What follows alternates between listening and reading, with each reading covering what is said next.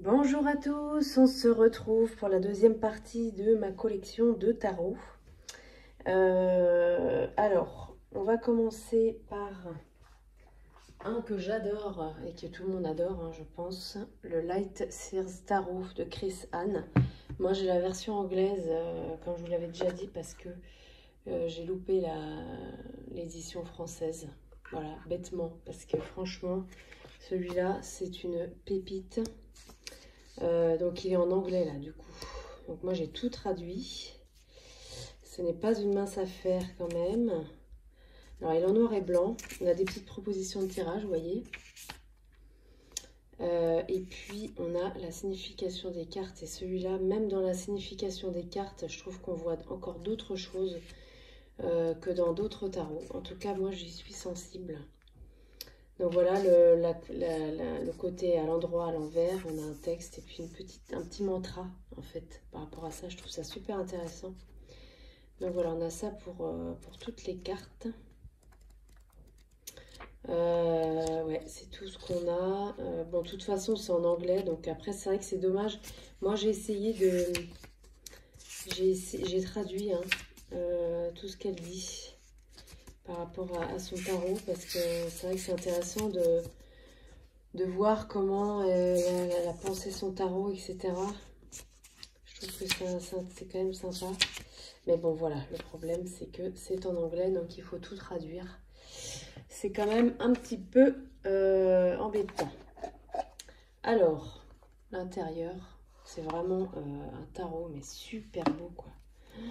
À chaque fois que je le vois, je suis en admiration. Le dos des cartes. Voilà. Très sympa. Tranche neutre. Il avait été... Oula, j'ai abîmé une carte, là, je vois. Bon. Il était en auto-édité de base. Donc, il avait des tranches vertes un peu holographiques. Et puis après, en mass market, bon, il n'y avait plus cette tranche. Mais regardez ça. C'est super beau, quoi. Ah, celui-là, j'ai vraiment... j'ai toujours un coup de cœur quand je le vois parce que... Voilà, je trouve que les scènes de vie, pareil, elles sont hyper parlantes. Et on arrive, regardez ça, le 3 de coupe. Les couleurs sont vraiment très très belles. Et la façon dont c'est dessiné aussi, c'est vraiment très beau. Ouais, celui-là, il a fait un gros carton aussi. Hein. Et celui-là, pour les débutants, mais même les non-débutants, hein. Et pour les débutants, c'est sympa, c'est vraiment très sympa, le hiérophant. Oh, bah tout est à l'envers, hein, c'est embêtant là. Excusez-moi, voilà, on va faire comme ça. Non, celui-là, j'aime beaucoup, beaucoup. Pareil, la police, hein, qui se font, qui donne un aspect intime, en fait, je trouve. Ils se font bien dans la carte. Non, franchement, celui-là, énorme coup de cœur. Et je n'arrive pas à retrouver un tarot. Il y en a juste un que je vais vous présenter juste après, où j'ai eu un gros coup de cœur aussi. Mais sinon, je n'arrive pas à avoir un coup de cœur comme ça avec d'autres tarots, quoi. Je vais les trouver sympas, jolis, mais je vais pas avoir un coup de cœur comme ça. Ouais, celui-là, ça a été vraiment un immense plaisir de l'avoir. J'espère que les éditions Arcana Sacral le rééditeront un jour. Je sais pas, là je sais qu'ils sont en train de rééditer Histoire de sorcière. Peut-être qu'ils vont faire la même chose avec celui-là, je sais pas. Mais alors celui-là, il vaut vraiment le coup, quoi. En tout cas, moi je trouve hein, que c'est la justice. Voilà, il est hyper beau. Il y a une review complète aussi, hein, mais bon, je pense que je vous apprends rien, hein, de toute façon. Éventuellement pour les débutants, voilà, voilà, sachez qu'il y a une review complète sur ma chaîne, mais vous le trouvez sur énormément de chaînes, surtout qu'il n'est pas extrême, il n'est pas très récent non plus, donc Voilà, le Light Sears Tarot de Chris Anne. Énorme coup de cœur. Le deuxième coup de cœur, c'est celui-là. This My Heart Tarot de Isabella Rothman. Celui-là, c'est l'édition française chez Arcana Sacra qu'on trouve encore. Hein. Magnifique coffret, hein, comme on connaît très bien chez eux. Un beau livret. Tout en couleur, en papier glacé. Ça aussi, c'est important aussi. Hein. Voilà, quand on se connecte avec un tarot, d'avoir un bel outil, c'est quand même sympa, quoi. Alors, dans celui-là, on a... Attendez, je vous montre. J'ai fait la présentation aussi très récemment, là. On a un texte, par exemple, là, le fou, on a un texte sur la carte. On n'a pas de signification renversée. Et la représentation de la carte, on ne l'a pas. On a le personnage, vous voyez, le fou qui est là. Le magicien, c'est pareil. Donc, elle a une vision du tarot qui me plaît beaucoup. Même si moi, je fais de la divination aussi. Elle dit qu'elle n'en fait pas. Mais bon, voilà. On a l'essence de la carte. Et puis, pareil, on a... C'est quand même bien d'avoir, comment dire, l'explication de l'auteur. Des fois, il y a des choses qu'il n'y a pas forcément dans les... Parce que les significations du tarot, on les trouve assez facilement. Mais là, il y a d'autres petites choses, souvent, qui sont intéressantes aussi. Des réflexions.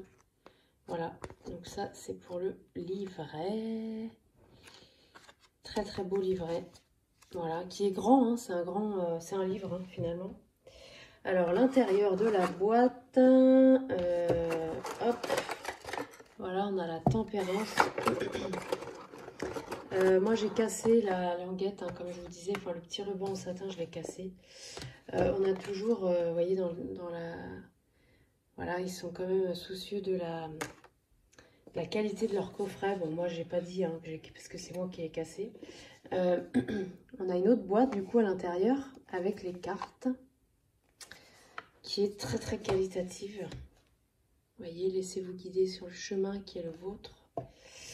Et je trouve ce tarot magnifique. L'intérieur, tout est beau, en fait, tout est bien pensé. Et ça, c'est hyper agréable. Le dos des cartes, en noir et blanc. Moi, j'aime beaucoup, beaucoup ce dos. C'est un blanc très, très blanc, vous voyez. Et les illustrations, j'adore. Hyper colorées. Bien compréhensible. Voilà. Quand on regarde la carte, on comprend tout de suite. Et puis, il y a des petites choses. Voilà, il y a toujours des petites choses à bien analyser, de toute façon, dans tous les tarots. Hein. Mais voilà, je trouve que celui-là, les couleurs, c'est... Voilà, regardez. 3 de coupe. C'est important d'avoir un tarot qui nous plaît vraiment.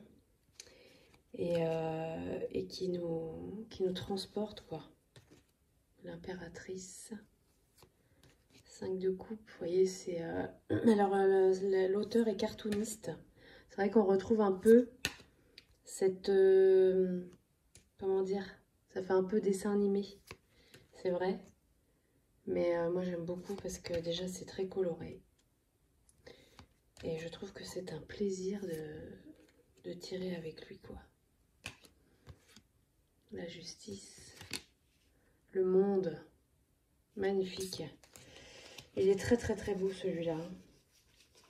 Oui, c'est celle-là que je voulais vous faire voir. L'as de coupe, vous voyez. C'est en plein de couleurs. C'est magnifique. Alors, il y a des bordures, c'est vrai. Mais là, je trouve que dans celui-là, c'est pas dérangeant. Autant dans d'autres, ça a pu me déranger. Mais là, le fait que c'est blanc et que l'intérieur est extrêmement coloré, je trouve pas ça du tout dérangeant dans celui-là. Et puis il est tellement, c'est un blanc tellement blanc, je sais pas. Je trouve que du coup il fait même classe, quoi, finalement. Donc voilà, celui-là, gros coup de cœur aussi, avec le Light Sears Tarot, le This My Heart Tarot d'Isabella Rothman.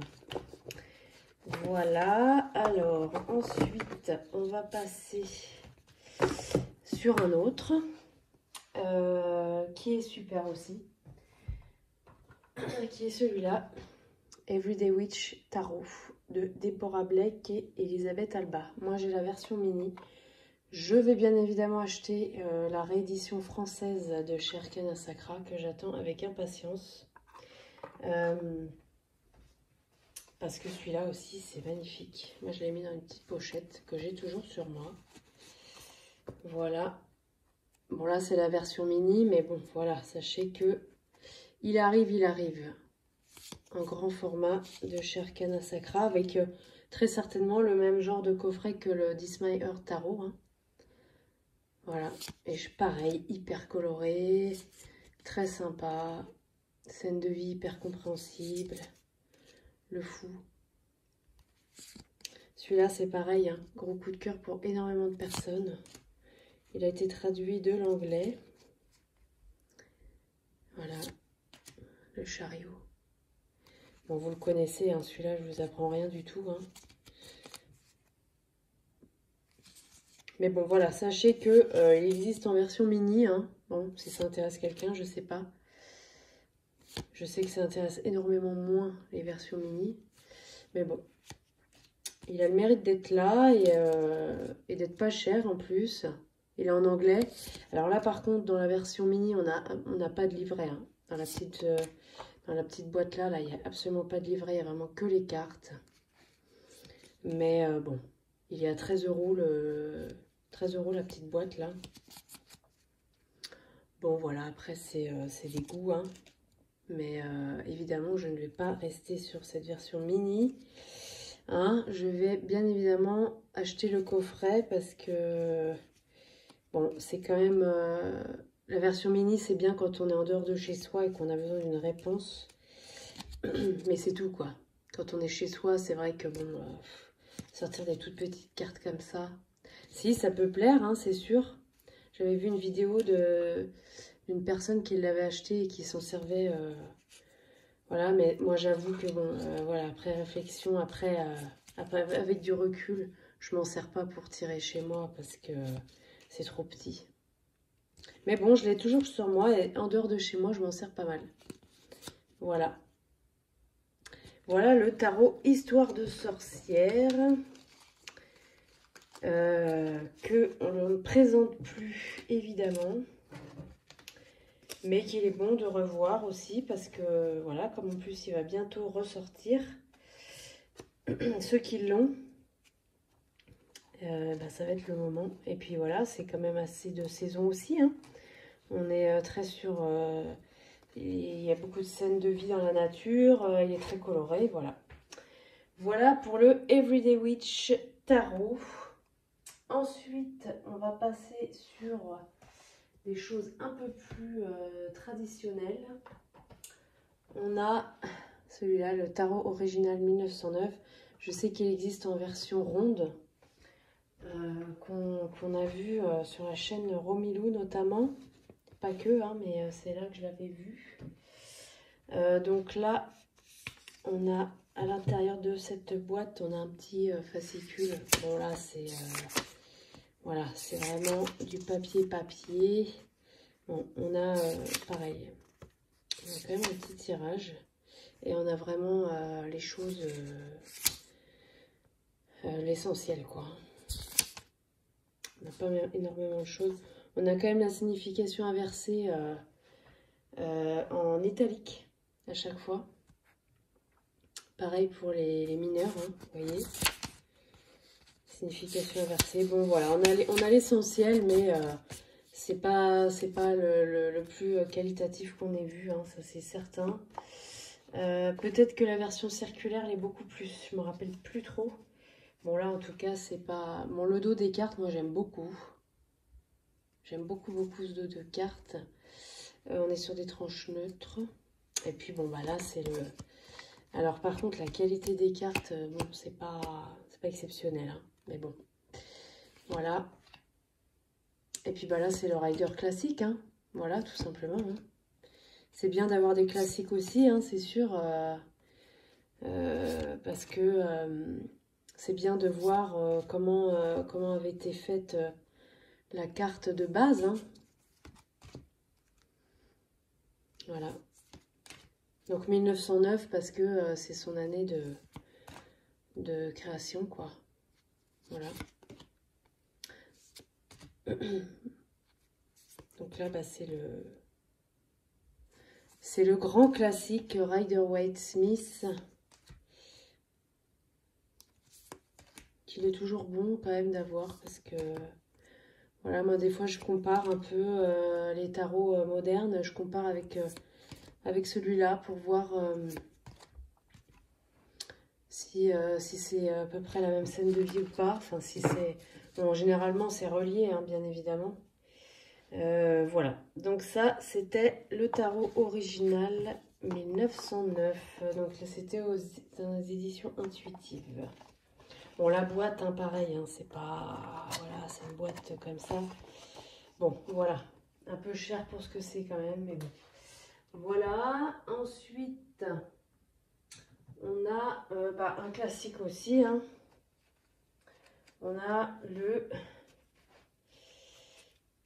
tarot de Marseille. Alors là, pareil, je l'ai en version mini. Alors, j'ai plus la boîte, je la retrouve pas. Mais c'était une petite boîte, c'est des éditions Grimaud. Voilà le dos. Classique, hein. Voilà. Bon, je vous avoue que le tarot de Marseille, c'est avec celui-là que j'ai commencé.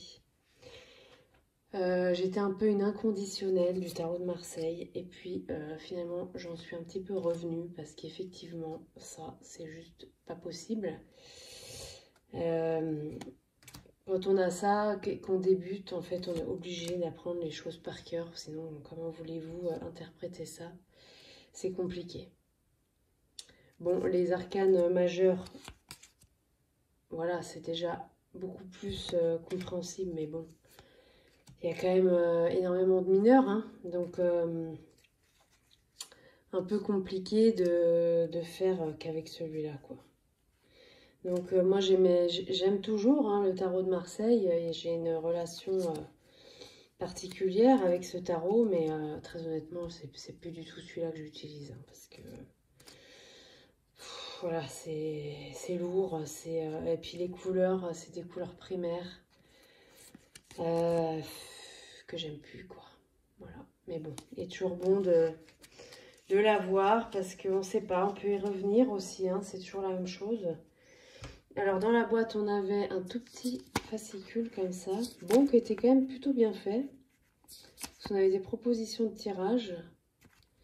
Et puis, bah, on a, vous voyez, l'interprétation et puis la signification renversée. On avait la même chose pour les mineurs, je crois, voilà. Voilà. Bon, on n'a pas grand-chose, hein. Après, c'est une version mini, donc bon, on peut pas non plus trop en demander. Voilà. Et puis, ah oui, je l'ai quand même en version, en grande version. C'était dans un coffret de chez Larousse. Le coffret, je l'ai plus, mais les cartes sont immenses. Regardez ça. C'est immense. Et celui-là, je l'ai énormément utilisé quand je l'ai eu.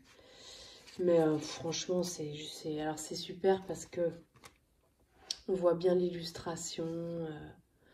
Voilà, mais bon, c'est beaucoup trop grand déjà.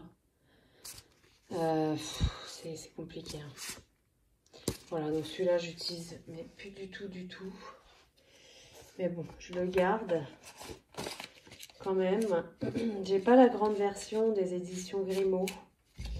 Parce que, très honnêtement, je suis même pas sûre que je l'utiliserai. Ça serait juste pareil, juste pour l'avoir. Bon, je vois pas trop l'intérêt, parce que je sais très bien que je vais avoir du mal à revenir dessus.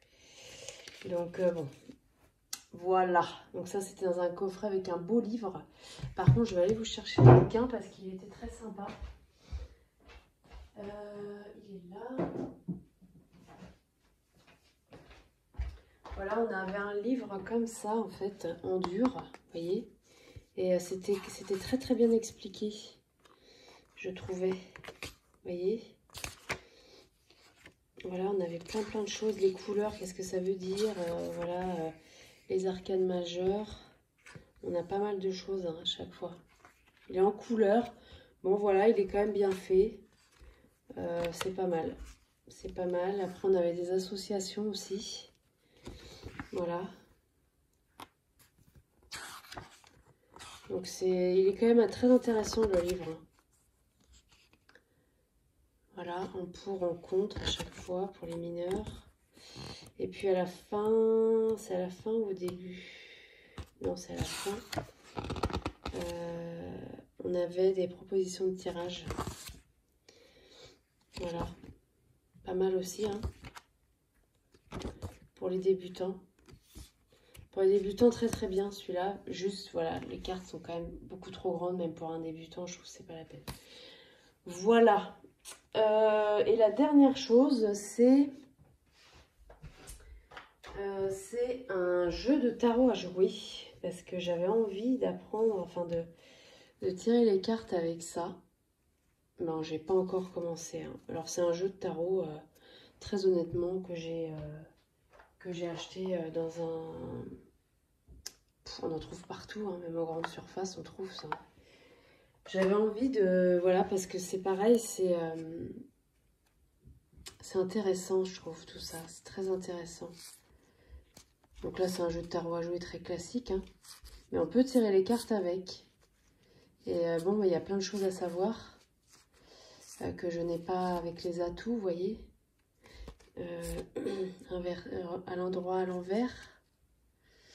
Voilà, bon, j'ai pas encore, j'ai pas vraiment mis le nez dedans, hein, très honnêtement encore.